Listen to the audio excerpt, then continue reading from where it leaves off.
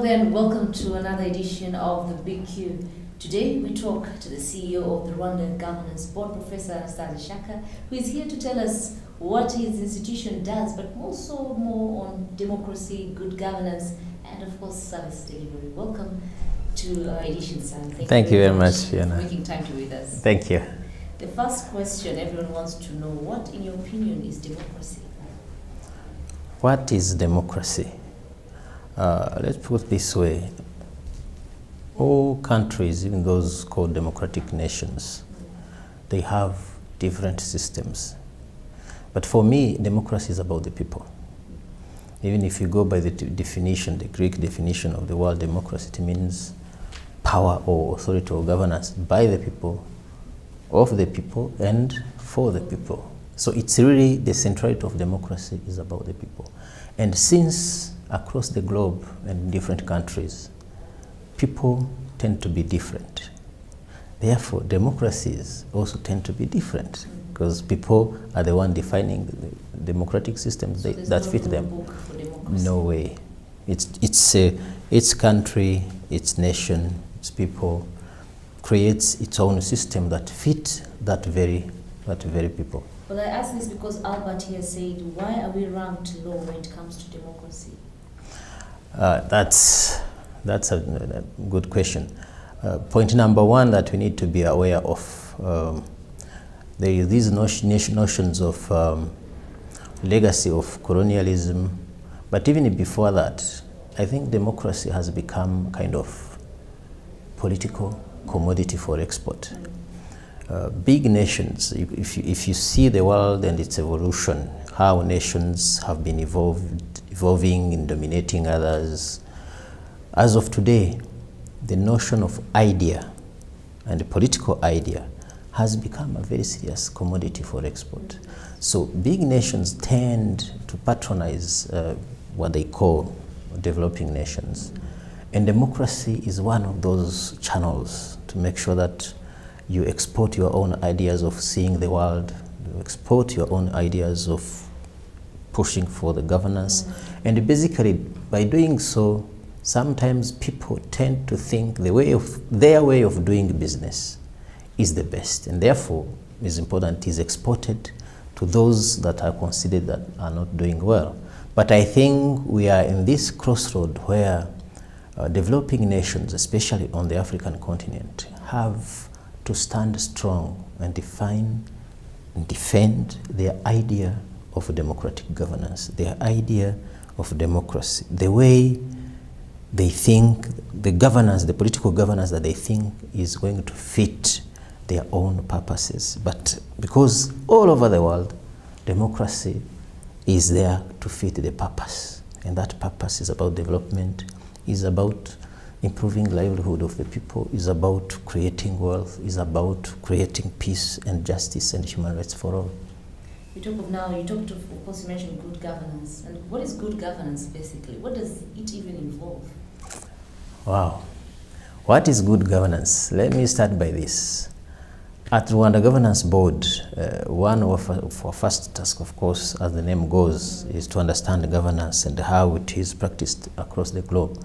So I can tell you that we have counted close to 20 different definitions of good governance, which means if Americans have their own definition of good governance, French have their own definitions of good governance, UK has their own definitions of good governance, different organizations and institutions, they have their own definitions of good governance. So there is that variety of definitions of good governance. Why? Because governance is about system that fit the people, and since the people have different aspirations, sometimes the definitions of what they see as a system that is fitting or is meeting their needs tend to be a little bit different. Though even if they are different, they have some sort of similarities. Now, coming to us, and I'm happy to say that because Rwanda a few years ago, together with our partners, we pushed for a definition that fit Rwanda's aspirations in terms of governance. And that definitions basically put forward very critical few ideas. And it is a system. Governance is about a system of governance or system of government where you have the people at the center, but also a system that regulates the relationship between the lead and the led, the leader and the led. Number three, that system has to create an environment that makes available for attributes, what we call attributes that are going to spur four things: peace, justice, human rights, and development. So for us as Rwandans, anything that comes to spur peace, to spur justice, to spur human rights, to spur development is definitely within the framework of good governance. And those attributes, you will find accountability, you will find decentralization, you will find transparency, you will find integrity, you will find those principles that we all know, but in line of spurring those fundamental issues that are important for the nation. Otherwise, as I said, there are over 20, but we haven't been exhaustive. I believe many other countries might have their own definitions and international organizations. But for us, really, when we talk about good governance, we are talking about the people, we are talking about their welfare, and we are talking about the four principles that needs to be, catalyzed by that system. That's called good governance. Maureen is asking, what are you doing to tackle corruption that is slowly sticking, particularly in the grassroots level? I think Rwanda has done a lot. If you look at the trend, we have been measuring and looking at this, and we are not alone. In this exercise, Ombudsman is there. The Auditor General is also very active, but also a number of non-state organizations such as the Transparency International Rwanda and many others. So what we see a positive trend, especially with regard to that small corruption. If you do a comparative analysis with our neighbors and all that, of course, you'll find that actually we are doing very well. So though we have that positive trend, but I tend to agree that we need to do more. We need to do more. So what we are observing is that if you look at Rwanda and you look at different districts, so you'll find some districts are suffering more than others. So we have done that information also available for the decision makers to be able to act and to focus their interventions. Basically, from our citizen report card, we know which districts need to do more effort than others. And you know which ones where you see things tend to be okay. So we think the progress is positive. Let us continue to double efforts together, working with different institutions. But the situation is not alarming, at least when it comes to grassroots level, what they call small corruptions. But that said, we need as well to remain focused on the main issues pertaining to grand corruption, as they call it. Now, the next question here, of course, service delivery. Service delivery has been a pain for so many people. Yes. But then you have these, should I say, initiatives, programs now. Yes. How are they related with what we already have right now? Excellent. So, service delivery, let's first put this way. Service delivery for Rwanda is very critical for two main purposes. One is that close to 50% of our wealth, the GDP, is coming from the service sector. That means the more we do better in that sector, the better we will do economically. So therefore, for Rwanda, the investment in quality service is not a mere just governance or giving just better service to the people that are coming to see us. It's not an issue of customer care. It's an issue of strategic positioning of the country. It's an issue of national development. It's an issue of national transformation. It goes beyond customer care. The second point is that in most of the cases, poor services will end up becoming an injunction or a limitation to rights and enjoyment of those rights.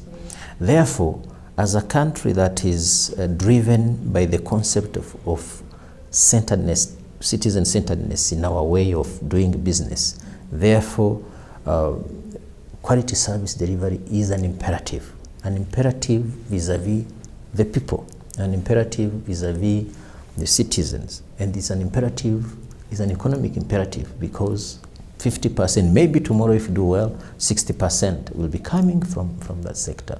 Now, coming to the very important question that you asked, we have had NAYOMBI, that was a system or a program that was centered on customer care. And I must say, it has achieved a lot. It has put service and customer care in the center of the discourse.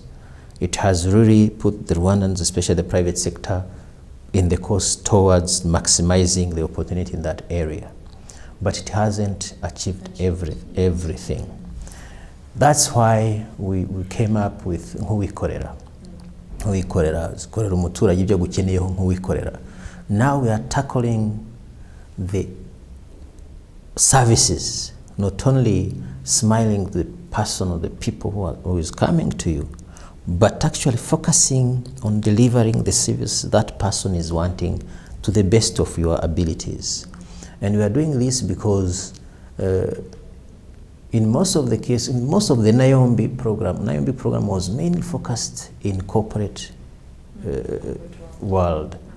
But nk'uwikorera is capitalizing on NAYOMBI, keeping the NAYOMBI trends and progress and building on it, but is expanding the horizon to the muturage, to the citizen, to different programs of the of the different programs of the government. We are looking at how are we delivering the VUP? How are we delivering the ID to the muturage? How are we handling the issues of hospitals, clients coming? How much time are they taking to get the service in the health centers? How are we delivering with cooperatives? Cooperatives, they are forming, they want to grow, they want to make money, but how are we serving them? When they want those legal personalities, are they getting them? When they have got them and they want access to credit, how long does it take? So we are expanding, and we believe if we really can work together and make sure that this program becomes everyone's food for thoughts, and actually each and every one of us sees, what can I do to make it better? How can I serve the one coming to me as if it was me going to ask for that service? I believe then we'll make a difference. And that's why within the framework of nk'uwikorera, we have actually expanded to a second phase whereby we identified individuals and institutions, including the media, including people from civil society, but also excelling institutions from the government. So we call them Intwaramihigo, the people who are going to inspire us, the institutions that are going to take the lead, so that it becomes a culture of giving better service. And as a Rwanda Governance Board, I want to flash this because we are very much committed to service delivery. This is the least performing indicator in our governance measurements. So we want to make a difference. We want to make a difference, and we are glad that the Parliament has given us all the infrastructure, even including legal infrastructures needed to make sure that the enforcement is going to happen. So now you can reprimand any institution? So actually it's not about reprimanding. So we prefer advising Rwanda Governance Board, but we have the powers to ask for administrative sanctions if that need be. And as I see it, probably we have to do it, because across the country we are still having very funny things in dealing with the citizens. If you really, in some parts of this country, you have people waking up at 2 a.m. to go to a health center for just registering or getting their Mutuelle de Santé cards stamped, and they queue for 10 hours. That is unacceptable. So We are considering to actually go into that very seriously, and I want to really make a call that people in that sector of serving people, especially in rural areas, people in need, people that have, it's a violation of their rights basically if we serve them consistently and permanently bad. So we should make a change, and I think we want to really make a call that want to partner with everyone to make that difference here.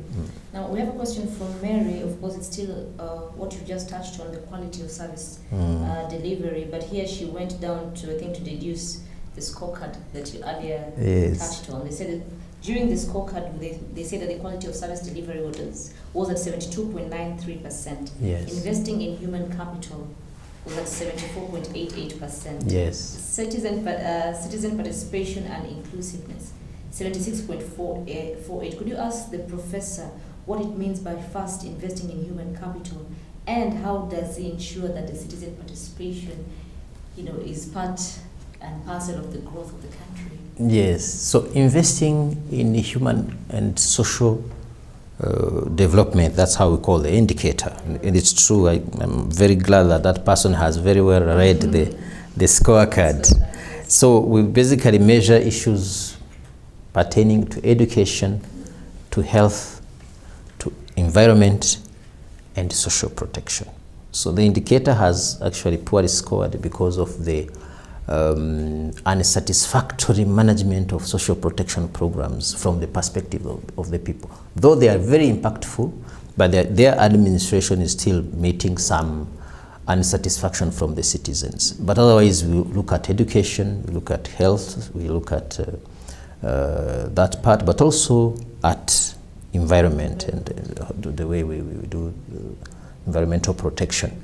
So now, citizen participation. We look at citizen participation from different angles, from the planning, from the implementation of program, and by the way, also looking at how people participate in decision making, including the elections.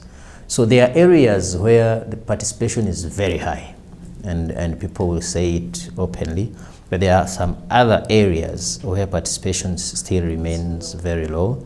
Maybe actually even very low, yeah. In planning, for example, when you look at the planning of Mihigo, the planning of district development plans, planning of the annual participation of citizens defining their budget and the budget distribution. In those areas, as of last year, the participation was relatively low. I have all the reasons to believe that this year it has been improved. We have measured, but we have not yet made public our findings. So it is going to come soon, but I have all the reasons to think that there is an improvement. Probably that improvement is not necessarily enough, but there has been an improvement. Institutions have really worked together, the Ministry of Local Government, the Ministry of Finance. That's where the main issues were. So we believe we will see some little improvement, and we hope for much bigger, because this government believes in the centrality of the citizens. So we can't be the one yet lagging behind when it comes to their participation in their development. And also we need to clarify it, because when people participate, it creates more ownership. We get more capital for developmental agenda. So it's positive for the country anyway. It's not for them, it's for all of us, for the country. Now Moses says, when you talk of citizen participation, who do you talk to? Because here he says, I've asked my neighbors, they said that no one has ever spoken to them. So when you talk about citizen participation, yes, do you go and talk to particular people, or how does that work?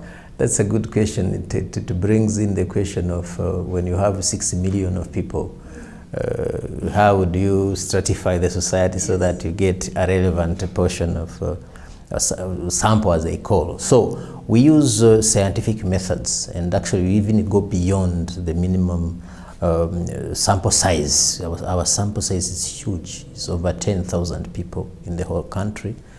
But of course 10,000 people against 5-6 million, so you see. So, but we are exploring, together with other institutions, a sister platform, to put in place a platform where we'll be able to get inputs and ideas and contribution and views from more than what we do. Because key institutions that are having to deal with the people, each of them wanted to put up our own system, but then that will mean that each institution will have its own platform. There will be too many platforms. It will be cumbersome. So I think we have been advised by people who are very knowledgeable in the matter, and found that with the Ministry of Local Government, the Ombudsman, the RGB, different other institutions, to put up a platform where people with queries and issues will be able to enter, and we all will see what are the feedback from the people. So it's coming. But for the question that the person is asking, Moses is asking, it's a very good person too. We probably should have, and we are willing to have views from the people. So now the question is, can we have the framework where we can interact with the people? So I want to say that from the RGB's perspective, we appreciate that willingness to participate and bring ideas and to say what is not working and say what is working.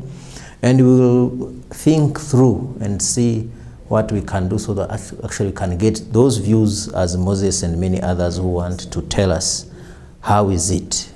Maybe before we go for a short break, yes. Here still, I think it's still on citizen participation, and it's about technology. Yes. Because now all systems in Rwanda, apparently we have to apply things online, yes. buy things online, but she feels that the people who do not understand this yet.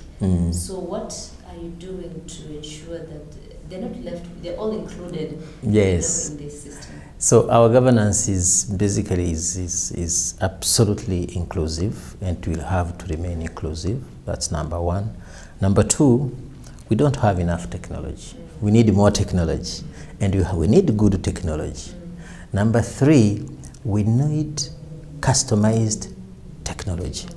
I would wish that we have on all those platforms, we have Kinyarwanda involved, and if it is a website, it is also in Kinyarwanda, so that people who do not know French and English, they can as well understand it. So I think the problem we have here is not probably about technology, is probably less technology and non-customized technology. So I would encourage people who are in that sector to revamp, whether it is Rainbow, whether it is other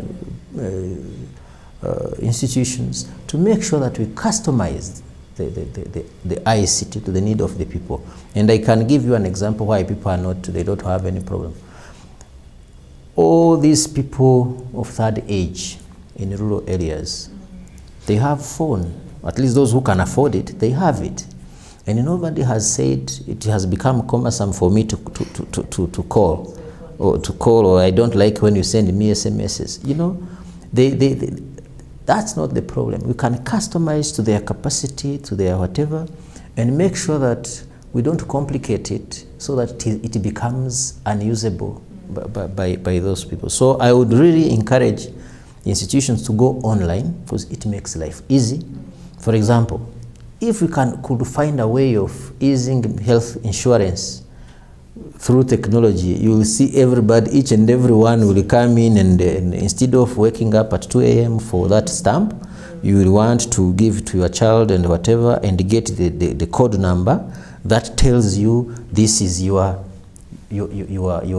insurance card number and all that. So for me, we need more technology in service sector, but we need it customized. And I think institutions in that sector will need to think more, to innovate, so that we can serve our people to the best of our abilities. Well, we do take a short break, but of course the professor has rightly put it and put a challenge out there. Come up with technology that is user-friendly and customer-friendly. Absolutely. Thank you. Do keep it the BQ. We will be right back after this. Welcome back, and of course you're still watching the Big Q. Before we went for a break, the professor here put out a challenge to everyone, especially those behind the ICT, to come up with technology that will help the service delivery grow. Now we go straight to other matters, mushrooming of churches. Pauline says we are tired of all these churches that come and steal our money. Churches are too many. One says bring 10 million today, Uzachira, you'll become rich. Another one comes up, drumming. Others pray at 5 in the morning. What's happening, and how do we control this? It's very challenging. So let me put this. Nationally and internationally, Rwanda has committed to principles of freedom of associations. And that commitment is reversible. We want it because it's good. But on the other hand, we see a growing trend of some sort of abuse of those rights. So there is rights and responsibilities. The best thing would be that the rights are available, but people are using them responsibly. Now the question you are putting it, what do we do when that responsibility is falling down? So it's very challenging, because if that responsibility, the way of enforcing the responsibility pushes you to kind of limiting the rights, then you create a problem. So what I would wish to do, it's two ways of doing things. One we have started doing is we are engaging church leaders to help us and actually engage those leaders in the churches. Traditionally we thought the church people are the ones that are known to have the highest levels of wisdom. And I want to believe they are still wise people. But if they fail to be, my advice would be let the society not follow them when they have failed to be wise. So if someone comes and tells you, give me 20 million, you will get 100 when you go back home. So please, don't do that. Don't do that. But there is a serious challenge there. If you look at our end, I think for this year alone, we have registered about 150 churches for this year alone, and probably more than 2 times NGOs for this year. That's to say that every other day we have been registering faith-based organizations, let's say 3 religious-based organizations in a week, and probably an NGO every day. If you want to put it, that's what statistics will indicate. And we do this because, as I said, it's the right of the people to come together, to form NGOs, and to have the right of assembly and all that, and to have a right of worship also. But it becomes something a little bit cumbersome when you see that actually the growth is resulting from divisions and secessions from within the churches. And that's why we want to engage church leaders to help actually groom their own colleagues. But that said, we must also say that not everything is bad in that sector. There are very good faith-based organizations in this country contributing to education, contributing to social protection, contributing to creating a healthy society. Very many. You have the Catholic Church, you have the Anglican Church, you have the Protestant Church, many of them. So there are many of those very good organizations we are very proud of. But there are very few that are just coming, mushrooming, as you are saying, that are creating something that is not in line with what we want. So what maybe I can say is that we are discussing again with the people in the sector to see how we can handle this problem, especially through registration that will take into account the whole history of people who are registering new churches. For example, if I give you a simple example, someone was, let's say Fiona was yesterday a member of, a leader of so-and-so church. Your term has ended. So they elect someone else. Instead of you continuing that organization, you start another one. For example, we see that as a very bad practice, even governance-wise. So we want, and you might have the right to do that, but you might be wise not wanting to do it, even if the law allows you to do that. So because we need to be very careful so that we don't undermine the principles, especially those international, for which we have signed and we believe they are right. But at the very same time, Rwandans need to get ready to that core stuff that even if it is my right, but I don't do it because it is not the right thing to do. So basically you cannot shut down these churches? Shutting down the churches when they violate rules and regulations, yes. But it is not our practice to shut down because we believe that the enforcement of that character might come when need be. It hasn't been the Rwanda's practice of shutting down, closing NGOs operation, closing faith-based organizations operation. It hasn't been our practice. So we want people that have formed the NGO rightfully, enjoy the freedoms that this country is giving them, enjoy the peace, but also do it wisely. Respect this nation as the nation has respected them in giving those legal personalities and operation certificates and all that. So we really want to believe that that community of faith-based will really realize and we have very bright people within that sector with whom we are discussing to see how they can take it up through their umbrellas such as Peace Plan, such as CEPEL, and the other umbrellas such as Vobacol, so that what can you do within your own umbrellas, some sort of self-regulation, and bring back those people who are trying to do a bit of disorder. But something that probably we will not tolerate and that can lead to shutting down of those mushrooming churches, it's the issue of churches that do not satisfy regulations. You know, if you want to invite people to pray in such a small place and you are inviting 500 people to just do the worship here, it won't work. So, or there's some standards that are established in the city, in the districts, of what looks like a church. If those standards are respected, that church can open and function. But if they are not respected, the local authorities, the districts, the city, they have all the rights to actually do the needful. Because if it is not respected, then you have issues of public safety.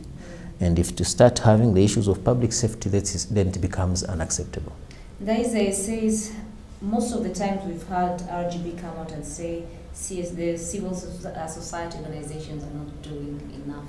They're not strong enough. How do you plan to make them strong enough? Actually, I must really congratulate civil society because in the recent years they have come up. We see very seriously positive trend in terms of capacity, in terms of operation, in terms of coming together, in terms of planning, in terms of holding other sectors accountable. So I see really a very positive trend. We are not yet there yet, and there is still room for improvement. But I must congratulate many national non-governmental organizations and many faith-based organizations for the expanded capacities. Secondly, we've seen also a number of institutions in this country, different ministries. We have had some development partners joining Rwanda Governance Board to strategize on how to empower these organizations. We've made it, We have empowered them through competitive grants. They have come very clearly. Now, the Rwanda civil society is capable to compete even regionally and globally. I'm told there are some who are writing proposals to Washington, to the World Bank and elsewhere, and they win. So that's a positive trend. But also even here internally, we've seen an expanded capacity in terms of handling, contributing, becoming a relevant partner to the people of Rwanda and to the government of Rwanda and to the private sector. I want to encourage it, and we will commit to continue working with others so that that capacity continue to be revamped. What is needed now, and I must, before I go to what is needed, I must say that we've seen of recent civil society organizations reshuffling themselves, restructuring themselves, creating umbrellas that are very viable, creating the platform of civil society that the way it is designed, you see the minds and the brains behind. You see, it is well structured. They did it themselves. They are putting forward really a new organizational structure that gives confidence that in the next 2-3 years to come, our civil society will be absolutely mature and a civil society that Rwandans can be proud of. So there's hope for the future? Even now there is hope. Even today there is hope with civil society. I see them embracing different organizations, these different sectors. You see a good number of civil society organizations, whether faith-based organizations or whether NGOs that are entering social protection programs. We see them in agriculture. They are making a difference with Girinka, for example. They have become very serious partners to the agriculture sector, to the Minagri and RAB and others. And you see them contributing to how best we can implement the Girinka program, and you see it is relevant. We are seeing many others in social protection programs, such as VUP, such as Udehe, such as many others in different districts. What I might probably call for is the local authorities to give more attention to these organizations. Sometimes we think the civil society we have today is that of 10 years ago, and that's a terrible mistake. So this civil society, they are dynamic, they are capable, they are really relevant partners in different districts where they are operating.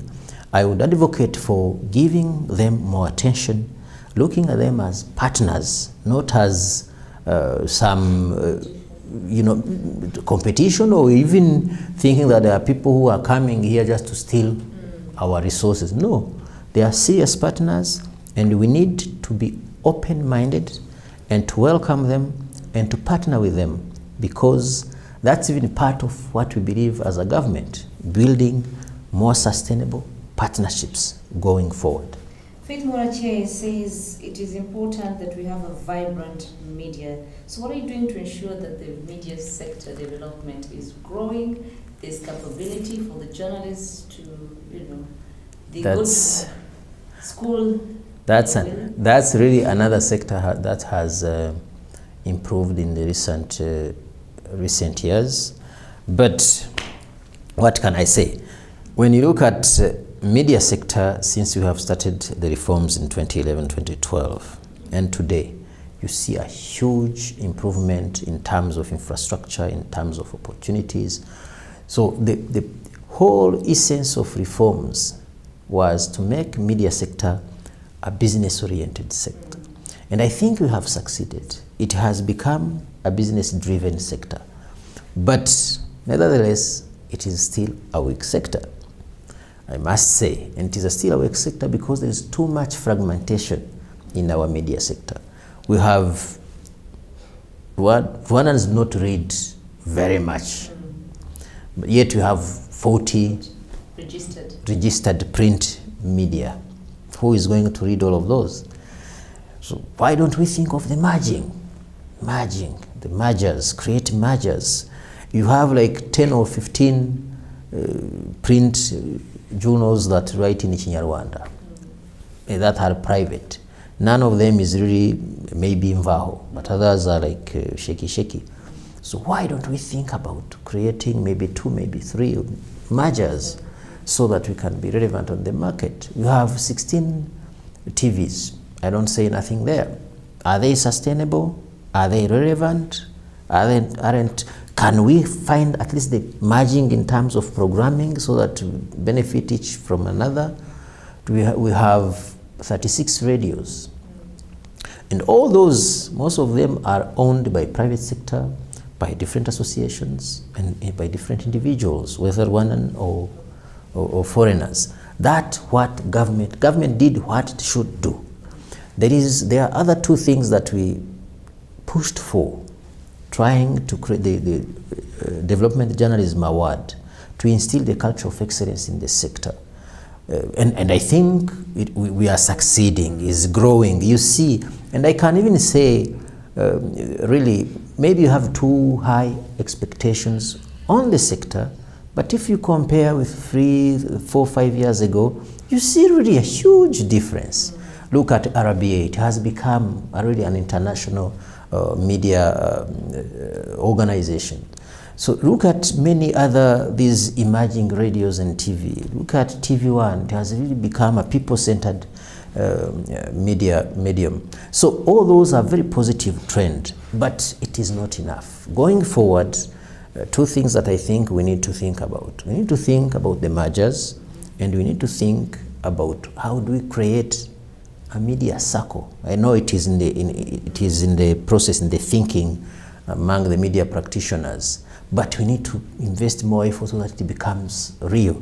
We have had Mwalimu Sacco, it has worked for the teachers. We have had Zigama CSS, it has become probably one of the best African innovations when it comes to how security services can get better lives even without increasing their salaries. What can we do around media sector? And finally, the government has created a conducive environment for media to self-regulate itself. So self-regulation does not equate no regulation at all. So if we say, you guys, it's up to you. So if you allow anybody who doesn't qualify for anything to become a journalist, so don't say the government hasn't given you the platform to do it. But I think what I'm seeing is that we might end up having high caliber media professionals leaving the sector and having the sector being populated by people with probably less knowledge and less capacity. I think the media practitioners, they should think, how do we make this sector more relevant? Is it true that whoever wants to become a journalist can do, whoever? So the medical people have their own regulations. So they regulate who can enter the practice and who can't. It's a basic thing.